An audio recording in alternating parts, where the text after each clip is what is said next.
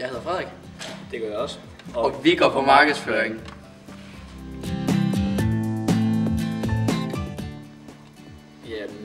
Jeg valgte jo egentlig hovedsageligt linjen af interesser.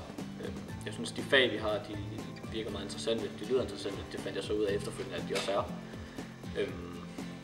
Det er spændende at arbejde med, hvordan virksomheden ligesom markedsfører sig, hvordan henvender virksomheden sig til kunderne, men også hvordan skaber de distance fra konkurrenterne. Ja, hvordan de ligesom prøver at differentiere dem og deres produkter, så de kan ud til flest mulige præcis kunder. Og hvad vi vil bruge det til? Altså, jeg tænker at læse videre og drømmejobbet sådan. Det vil nok være at være marketing manager i et eller andet med markedsføring i et eller andet stort firma. Som det så fint hedder.